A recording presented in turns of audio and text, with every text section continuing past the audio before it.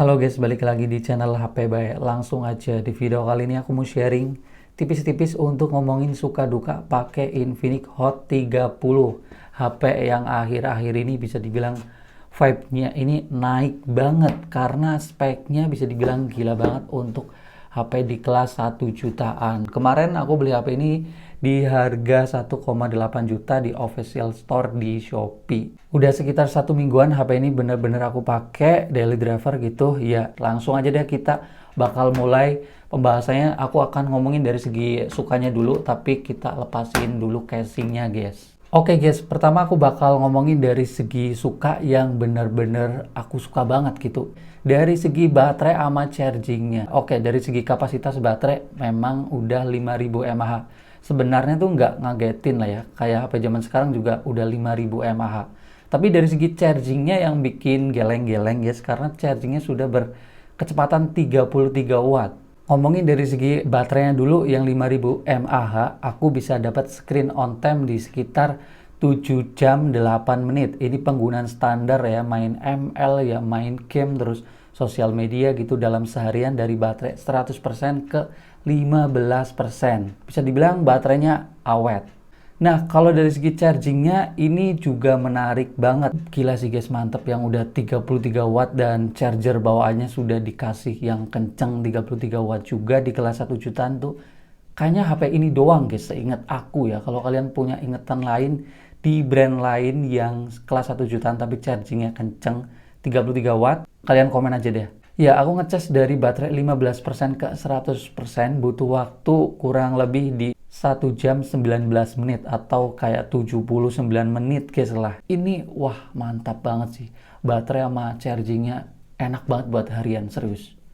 Oke guys, selanjutnya suka yang kedua di HP ini adalah dari segi performanya. Ini HP pakai chipset MediaTek Helio G88. Dan yang paling menyenangkannya juga HP ini sudah pakai memori sama RAM-nya tuh gede. Jadi internalnya udah 128. Terus RAM-nya juga 8 GB. Untuk performanya sendiri secara Antutu di sini aku pakai Antutu 10 ya. Di sini dapat angka skor di 251. Ini udah tergolong sesuai lah ya guys dengan chipsetnya. Performa buat harian multitasking, buat buka tutup aplikasi sosial media mah udah aman banget, udah kenceng lah. Buka tutup aplikasi nggak ada istilah kayak nge-lag ataupun lemot, nggak sama sekali guys. Ini 1 jutaan yang luar biasa performanya, dan lebih membuktikannya itu buat main game. Tuh udah ada 3 game yang aku siapin. Dalam keseharian tuh aku pakai Mobile Legends bisa dapat settingan di refresh rate tinggi, grafis tinggi juga, itu mainnya lancar, smooth, nggak ada nge-lag ataupun patah-patah. Pokoknya udah enak banget buat main game sekelas ML. Kalau buat main PUBG juga aku bisa dapat settingan HD High, ini juga lancar, smooth. Main game lama-lama juga bisa dibilang enak lah guys. Lebih anehnya juga buat main Genshin bisa gitu.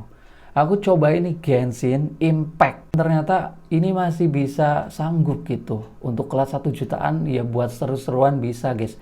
Dengan settingan grafis ya rendah ataupun menengah gitu. Meskipun kadang sesekali, 2 kali, 3 kali ada frame drop patah-patah gitu. Tapi masih bisa buat main. Gila sih performanya. Jujur aku masih seneng banget buat harian ataupun gaming. Mantap. Oke, selanjutnya suka yang ketiga adalah dari segi layar. Pertama dari segi ukurannya dulu, ini 6,7 inch. Jadi udah tergolong gede ya. Kalau ngomongin model layarnya juga keren guys. Sudah pakai punch hole 1 jutaan. Punch hole ini jarang banget. Nah secara tampilan jadi keren. Kanan, kiri, atas itu simetris. Paling bawahnya doang yang agak tebel, tapi wajar, entry level. Kalau ngomongin spesifikasi layarnya juga keren guys. Meskipun masih IPS, wajar lah ya di HP harga 1 jutaan. Tapi resolusinya udah 1080p. Di kelas HP 1 jutaan jarang banget guys, rata-rata 720p yang agak rada burik gitu. Dan ditambah lagi refresh rate-nya sudah 90Hz. Jadi udah layarnya tajam, buat scrolling juga mulus. Terus aku juga seneng banget dengan settingan layarnya yang sudah ada temperatur warna. Asli, ini tuh udah kayak settingan bukan di HP entry level. Jarang banget ada settingan kayak gini bisa dibikin rada dingin, cool gitu ataupun hangat. Kualitas layarnya juga warnanya bisa dibilang gonjreng parah. Ditambah lagi view angle-nya juga bagus guys kalau dilihat dari serong-serong gitu. Dan untuk skor kecerahan layarnya di 600 nits. Jadi untuk penggunaan luar ruangan di bawah terik matahari, ini layarnya masih bisa dibilang terang dan masih kelihatan mantap. Aduh gila sih, ini layarnya salah satu 1 jutaan paling bagus seingat aku sih guys. Oke guys, selanjutnya yang keempat sukanya dari segi speaker ya. Speaker stereo, ada 2 di bagian bawah sama di bagian atas. Ini speakernya suaranya datang dari 2 arah. Jadi lebih balance gitu. Speakernya juga bisa dibilang suaranya sama-sama cukup bagus. Yang atas ini oke lah, nggak cuman kayak pelengkap doang.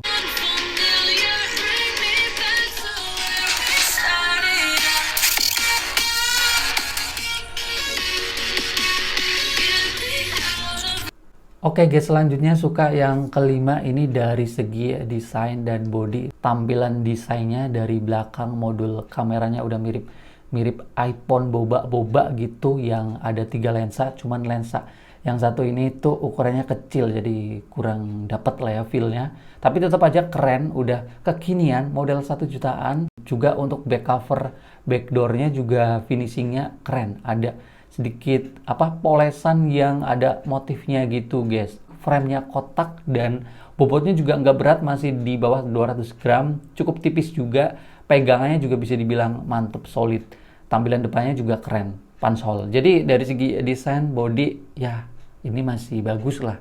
Oke guys, selanjutnya suka yang keenam. Ini adalah dari segi kameranya. Memang ini resolusinya udah tinggi dan lensa tambahannya ini lensa rame-rame doang lah ya guys ya, potret gitu.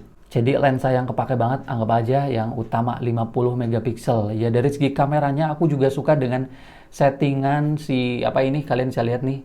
Jadi ada garis bantu gitu yang ngebuat kita bisa foto jadi lebih tegak ataupun nggak ada miring-miring gitu. Ini sebuah hal yang kepake banget asli buat foto-foto. Untuk hasil fotonya sendiri 50 megapikselnya ini harus diaktifkan dulu kayak gini guys kalau mau motret, dan itu bener-bener kepake banget. Bisa dapetin hasil foto lebih tajam gitu. Di zoom detailnya itu kerasa tetap detail guys. Itu 50 MP-nya. Kalau buat foto-foto standar juga masih bagus. Foto-fotonya masih kelihatan tajam, terus warnanya juga hidup gitu. Terus dari segi dynamic range ini juga bisa dibilang cukup oke. Dan dari segi mode potretnya juga bisa dibilang rapih. Dan yang paling aku suka banget dari kameranya ini adalah super malam. Ya, ini mode malamnya bagus banget sih menurut aku. Hasilnya jadi terang, warnanya lebih hidup, terus noise-nya juga lebih minim. Ya, ini buat seru-seruan, buat hasil foto yang kece gitu. Super malamnya ini oke banget sih guys menurut aku. Di kelas HP 1 jutaan loh. Terus kamera depannya yang 8 megapiksel, aku juga seneng buat foto-foto siang hari, masih cukup tajam, mode potretnya juga rapi, dan hasil warnanya juga bisa dibilang ya masih natural-natural aja. Untuk foto malam-malam juga di sini ada LED flash di kamera depan, jadi unik, jadi bisa dapat cahaya tambahan lah. Kalau foto remang-remang gitu, gambarnya udah jelek, pakai flash ngebantu banget, hasilnya lebih bagus. Kalau dari segi perekaman video mah standar-standar aja lah ya, HP 1 jutaan. Belum ada yang videonya kayak bagus ataupun enak dilihat ya. Karena nggak ada fitur stabilisasi, jadi gambarnya masih guncang-guncang. Dari segi kualitas gambar ya biasa aja lah menurut aku guys.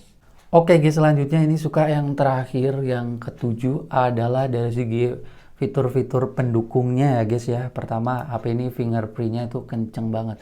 Dari dulu aku mah seneng banget dengan fingerprint HP Infinix di kelas 1 jutaan, gak tahu kenapa ya, kayak ngedeteksinya itu kayak kenceng gitu guys, tempel dan udah di samping fingernya dan kenceng. Terus HP ini juga sudah punya NFC. Kelas 1 jutaan masih jarang banget, apalagi dengan spek yang kayak tadi udah bagus banget masih dikasih NFC. Ini sesuatu yang aduh gila sih. Oke guys, dari tadi aku ngomongin sukanya doang. Nah, ini juga penting untuk nontonin pada bagian kurangannya, keluhannya, ataupun duka yang aku rasain di HP ini.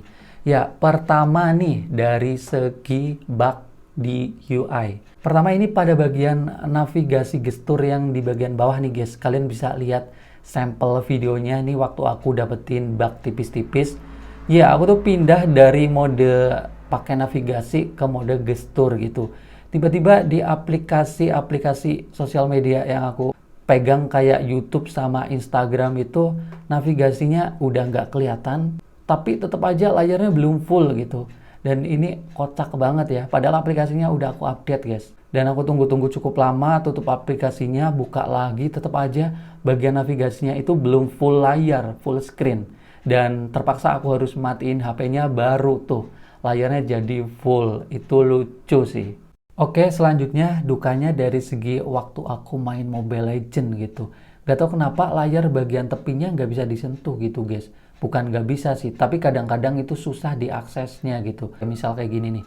Kayak bagian tepinya itu kalau waktu disentuh kurang responsif gitu. Oke guys, duka selanjutnya masih di bagian software doang sih guys, yaitu FPS layarnya yang ini kan sudah 90 Hz gitu kan. Scrollingnya itu mulus-mulus, tapi itu terjadi di bagian menunya doang guys. Bagian UI Infinix ini kayak di pengaturan, terus bolak-balik di bagian sini gitu kan. Tapi waktu aku ngejalanin aplikasi kayak YouTube, Instagram tuh nggak bisa jalan guys 90 fps-nya. Terus kayak Facebook juga nih kalian masih bisa lihat 60 fps, belum 90 Hz.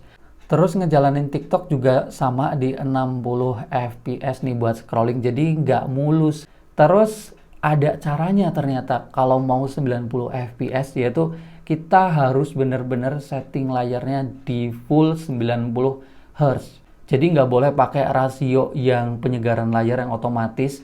Ini naik turun nggak bisa guys. Itu tuh bakal 60 fps doang. Tapi kalau pengen ngerasain yang full mulus 90 fps ya pakai yang ini. Tapi ini konsekuensinya baterainya jadi boros. Tapi memang jadi bener-bener licin. Jadi sekarang kalau buat ngejalanin aplikasi kayak semisal Instagram nih, tuh udah mulus tuh 90 fps-nya bekerja. Terus YouTube juga tuh. Tapi ada masalah guys. Itu pada bagian TikTok tetap aja nggak bisa 90 fps, nggak tahu kenapa. Tuh kalian bisa lihat tuh, tetap 60 fps doang. Di bagian ini album juga galeri belum bisa 90 fps. Ini mungkin masalah software lagi-lagi guys. Nggak tahu kenapa sih Infinix mungkin belum mateng banget sih softwarenya. Oke guys, mungkin segitu doang yang bisa aku sharing sama kalian dari segi suka dukanya. Dan memang hampir semua duka yang aku rasain di HP ini tuh pada bagian softwarenya doang yang kayak kurang mateng ya. Secara kesimpulan sih HP ini menurut aku masih bisa dikatakan mantep banget lah guys lah. Kalau menurut kalian gimana sih? Kalian bisa komen aja deh. Semoga video ini bisa sedikit ngasih gambaran tentang Infinix Hot 30 berdasarkan pengalaman yang aku rasakan. Ya videonya sekian aja dulu. Kita ketemu lagi di video selanjutnya. Dan bye-bye.